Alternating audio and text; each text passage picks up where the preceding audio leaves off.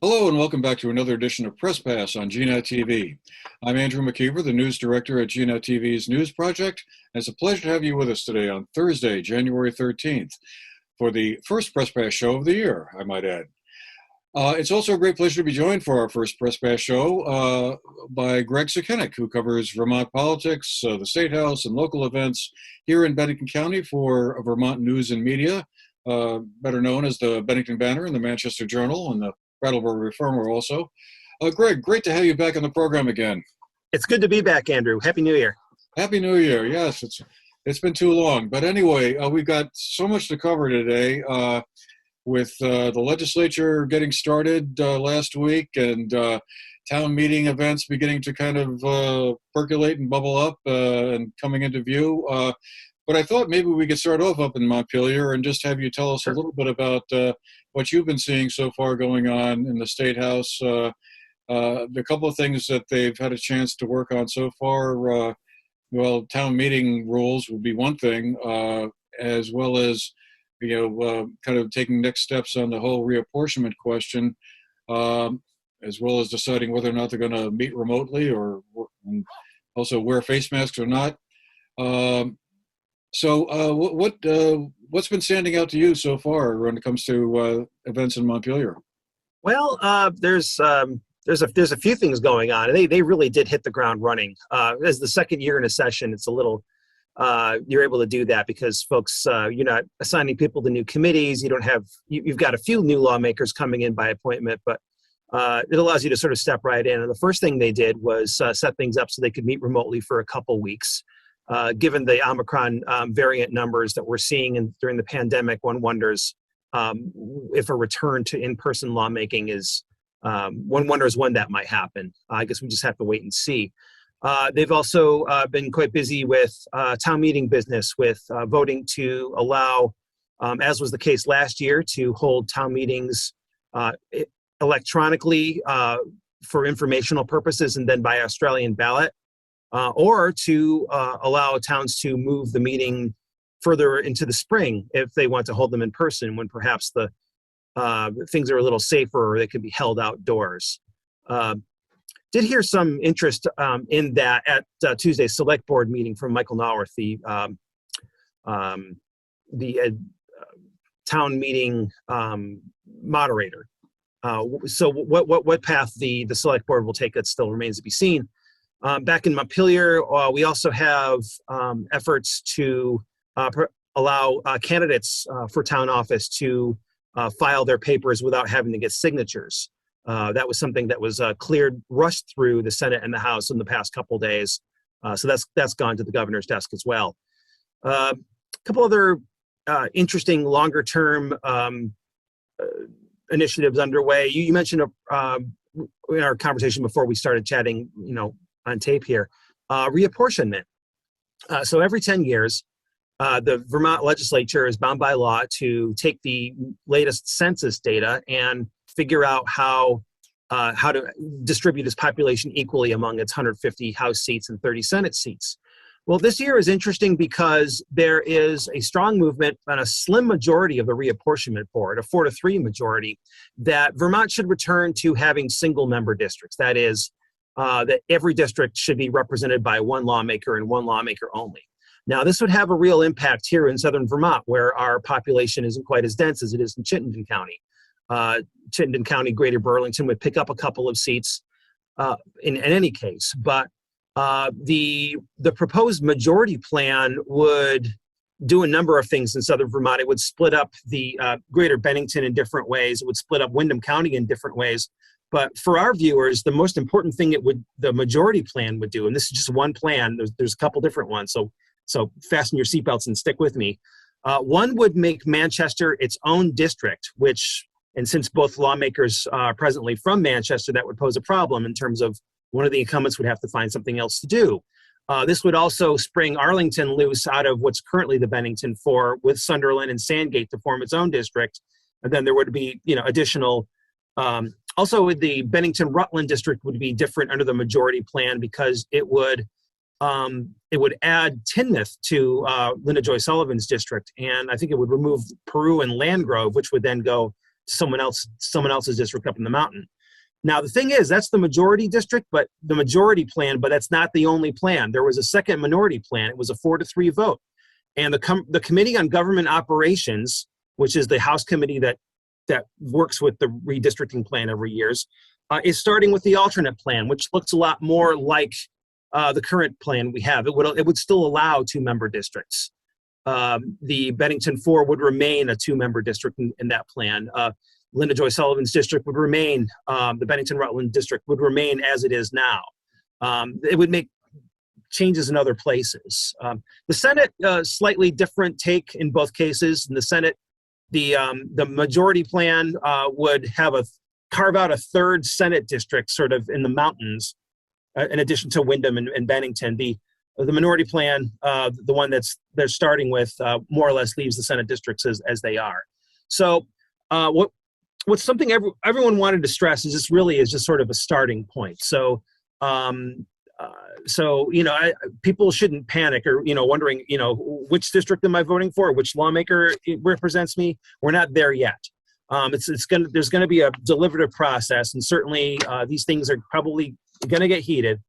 But the key is that the legislature has until it adjourns in order to figure out a plan that it can pass and the governor would approve. So April, May, that's when we should really look for, they'll be working on this certainly moving forward, but April or May are when we should probably see a final plan that we can all sort of understand moving forward for consideration. So yeah, there's a lot of moving parts, but it's interesting, but it's still early.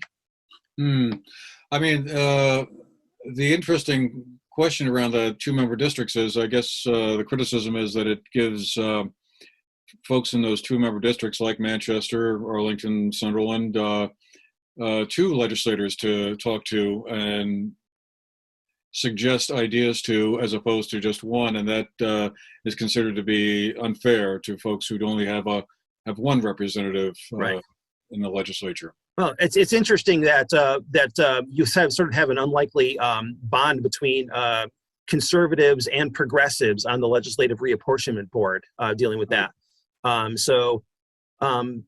But I mean, there's arguments in neither direction. Certainly, I think when you talk about the way that districting has been historically used in other states as a means of excluding people or of making votes count less. That's something that's, as we move forward into 2022 and are more cognizant of the way systemic racism has worked, that's an important consideration.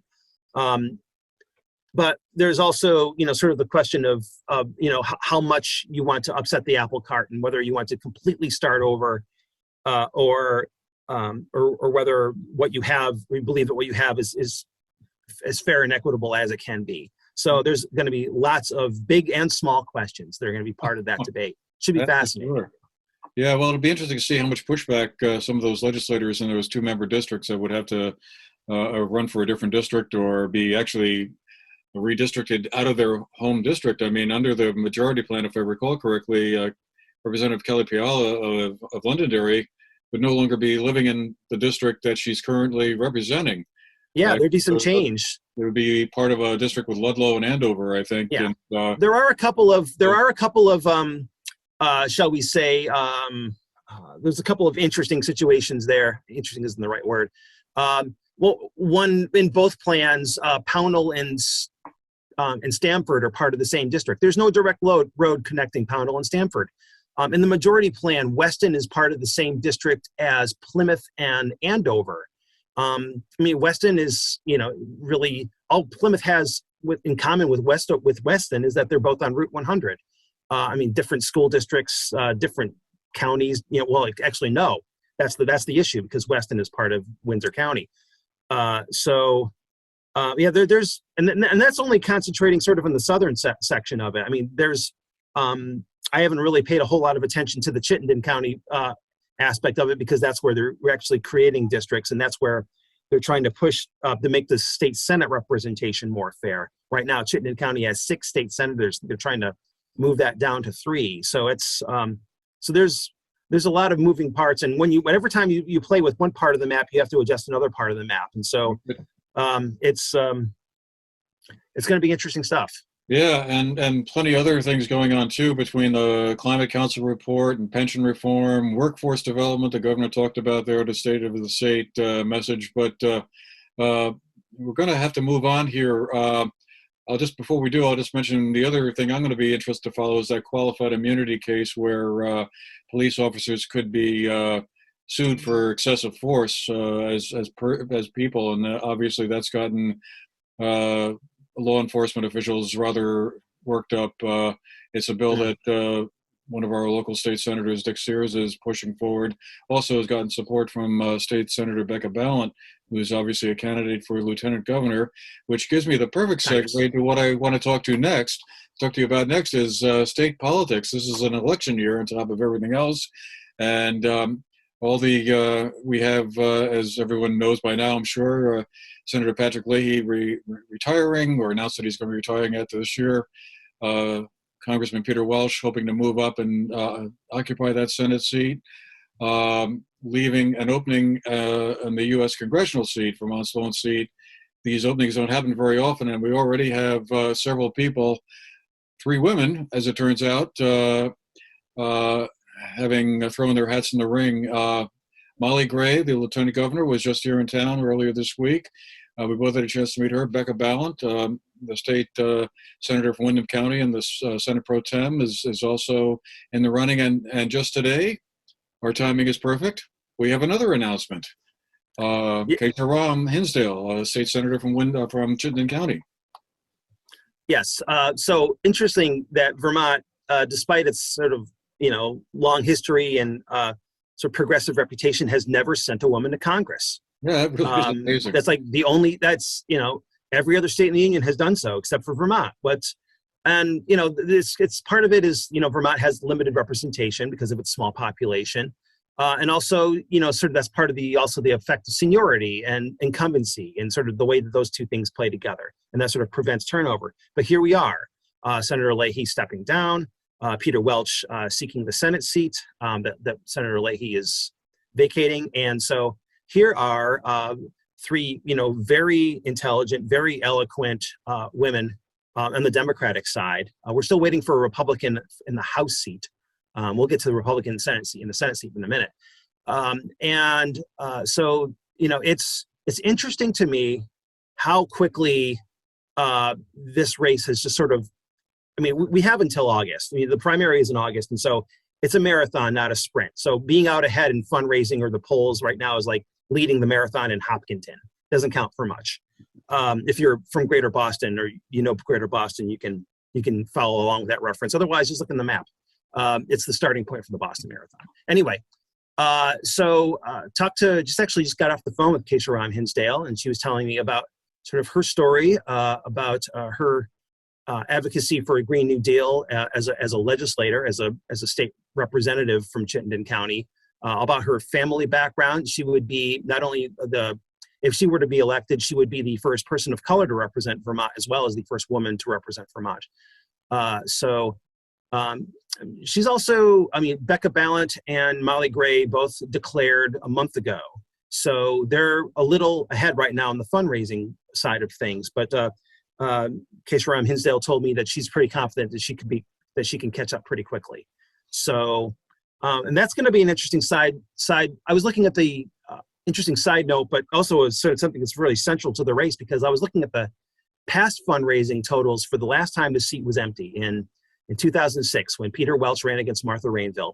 And Peter Welch in 2006 raised $2 million, and Martha Rainville raised a little less than $1 million for the race that Peter Welch eventually won. That's 2006 money before Citizens United. So the amount of money that could flood into this state for its congressional and Senate races is, I think jaws will drop. And I think there'll be a place for a healthy conversation about the role of fundraising and the role of money in politics, because we really haven't seen a contested race in this state, in a congressional race, in some time, like a contested congressional race. Moving to the Senate really quickly, we learned this week that the former U.S. Attorney Christina Nolan is considering running on the Republican side against against Peter Welch. She was a U.S. attorney based for Vermont, based in Burlington in the Trump administration. Got fairly. I have to say, because being a U.S. attorney doesn't exactly open you up to making lots of political pronouncements. They're usually very. They say very little and usually they speak strictly on point, and then. So it'd be interesting when she's asked if she actually does run to really get into her political views and sort of what she would propose to bring to the table as Vermont senator if she were elected. Yeah, that will be interesting to see. It's also going to be interesting to see if there are going to be any Republicans that run for the congressional seat. So far, I'm unaware. Still waiting. Announcing, or even among the whispering crowd that so and so might. Haven't heard any scuttlebutt around that, so that'll be kind of intriguing. It is still early. But it is interesting that it's strange that we haven't even heard a name. Yeah, I think that's. If someone was really interested in coming from out of left field, perhaps someone who had a lot of money or who was, someone who people might know as part of the Scott or Douglas administrations, would at least start putting their name out and letting people know, hey, alternative over here. Perhaps there might be someone who's willing to sort of sit back and let the Democrats run their primary, and then sort of swoop in when they've spent a lot of money and energy trying to win that nomination. Because of course, some of the other Republicans who've run for those seats in recent years, I'm thinking Bruce Lisman, Rich Tarrant.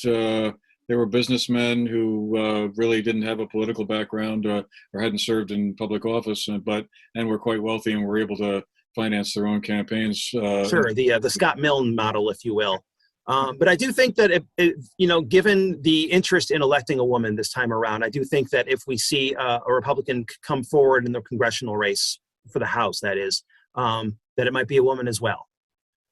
Two other races, just to touch on real briefly, that are going to be interesting on a couple of levels. Of course, the governor's race and the lieutenant governor's race. It's going to be fascinating to me to see who the Democrats nominate to challenge Phil Scott. He received a lot of kudos for the handling of the pandemic, and was recently, I think in one poll I saw, rated as one of the most popular governors in the entire country. And I suppose a lot of would-be Democrats who might be thinking, oh, this is my turn, are going to go, I'm not sure I want to go on a suicide mission here. And again, I'm kind of unaware of anyone who kind of is lurking in the background, ready to pounce. T.J. Donovan, the Attorney General, was rumored for a while to be interested, but I haven't heard anything recently that he's kind of putting the pieces together to make a run. And it's hard to see David Zuckerman coming back to try again, but who knows? Rebecca Holcomb was another candidate in the Democratic side 2 years ago. She lost in the primary to Zuckerman. But just quickly shifting real quickly to the lieutenant governor's race, which to me I think is going to be really interesting this year, because you have Molly Gray, after only one term, running for Congress. I'm assuming she can't then just sort of decide, if that doesn't work out, to then run for lieutenant governor again. But assuming that doesn't happen, that person, whoever wins that race in November, is going to be in a really good position to run for the governorship 2 years or so down the road, because assuming Phil Scott wins, that would be a fourth term for him. That's about as many terms as most governors have recently served. I know you could go back, I think it was Dick Snelling or someone had 5 terms. Howard Dean. Howard Dean, of course, right. But it's been a while, so it might well be his last term. And that person who's then lieutenant governor is in a great position. And so far, we have a couple of candidates who've indicated an interest. Patricia Preston, the executive director of a nonprofit known as the Vermont Council on World Affairs, has announced that she'll seek the Democratic nomination for that. She joined Representative Charlie Kimball, a Democrat from Woodstock. On the Republican side, we might have Senator Joe Benning from Caledonia County also stepping into the picture. So I think that'll be an intriguing one to watch. Maybe Yeah, see, Representative Kimball did briefly seek the speakership last year before sort of stepping aside for Jill Kruwinski of Burlington. He's from Woodstock, so he's very, comes from a business background, I believe, and so I think he's the rural development side, that there's maybe a coalition that might sort of build around him. He might build a coalition that way. Ms. Preston, I must admit, I know less about, but from her connections with her with the nonprofit she works for, certainly that gives her a leg up. Joe Benning is, if he does declare as expected, he's been in the state Senate for a long time. He's sort of one of the remaining Republicans in that body, but he's a defense attorney, and he's someone, if you listen to him speak on the floor or listen to him in committee, he's got a pretty good command of his subject matter. He's a good speaker, and I think he might make it'd be interesting to see how that would translate to a statewide campaign. Also, we haven't seen a campaign coming from the Northeast Kingdom in some time, and I mean the kingdom seems to be, just from looking at its elected representatives and senators, seems to be sort of remaining more of one of the more conservative parts of the state, along with Franklin County. So, he might, if he does decide to run and wins the nomination, he might be a formidable candidate. No, it could be. Well, again, we have time to digest this and more, and it'll be fascinating to follow. So let's turn to the local scene here real quick, because all of a sudden, with town meeting less than 2 months away, and everything, there's certainly some interesting developments percolating here, particularly in Manchester. We've had a couple of intriguing developments and things that might be on the town warning, and one of them took place just this week at the select board meeting on Tuesday night, where a consultant report was revealed about their findings about their concerns about the Manchester Rescue Squad, and how maybe it might be a good move on the part of Manchester to spin off and create its own rescue squad. You were at that meeting and reported on it today.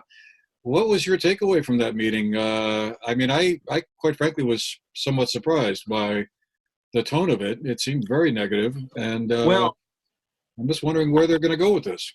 Well, I think it was notable that Ivan Beatty, after the presentation, the chair of the board, Ivan Beatty, noted that that was the most sort of intense studying of consultant report he'd seen, from the board and from the members of the audience in some time. It's serious stuff, because we talk about critical services that a town provides. I mean, police, fire, ambulance, and you could probably rank those in any order, but probably ambulance, considering the different ways people's health sort of interface. When you talk about people's health, that's really, certainly in the past 2 years, as we've been dealing with a pandemic, I think that probably gets to the top of the line.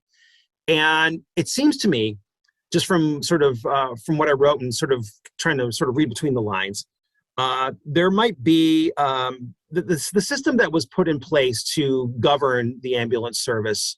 It was well-intentioned because it tried to spread out the financial responsibility for the service, gave it some more stability, and also tried to work as a way for towns and the service to communicate with each other. It does seem that there's been some gap in communication between the rescue squad and the town of Manchester.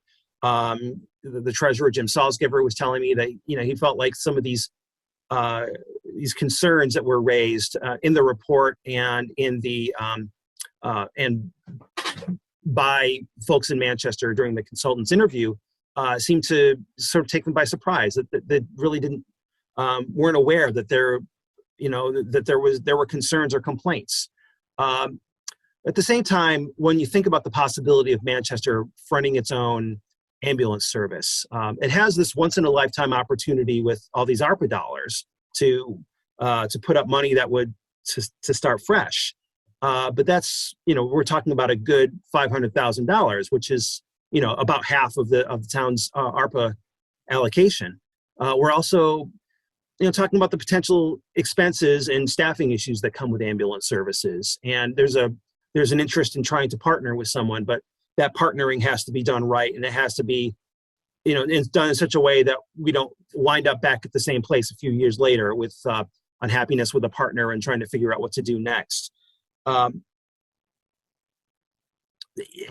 at the same time, if there's dissatisfaction with the way the ambulance service is running, there's a couple different things you can do. You can either try to address that or move forward. And I think there's an opportunity here for the sides to come together and try to figure out, okay, what is it? Where are we somehow falling short? Where are we not communicating? And is this salvageable? Because it's a big step for Manchester to form its own ambulance service. I mean, is it undoable? No, but it's ambitious though, and it does come with some risk. So perhaps this is. I mean, there's apparently going to be a meeting of the ambulance board coming up shortly, maybe before this airs, and we might know from that whether there's an opportunity to fix the relationship and move forward, or whether there's a strong belief that Manchester needs to start fresh. Either way, I think it got everyone's attention. That's an issue that everyone should be watching closely. Thanks. Yeah. Well, we could talk for another half an hour, Greg, very easily. Sure. Without breaking a sweat. I think so much going on, but unfortunately, we're going to have to leave it there for today. But just wanted to thank you again for making the time for this, and Happy New Year again. And well, I guess we're all going to be staying busy for the next couple of months anyway. We never even talked about COVID, but I'm sure there'll be. Oh yeah, there's a pandemic on still. Stay safe, right. everyone. Yeah. Okay. Well, all right. Well, on that note, stay safe, everybody. Thank you for being with us today. I hope you've enjoyed our show, and well, we'll see you again the next time. Meanwhile, have a good one. Thanks again, Greg. You're welcome.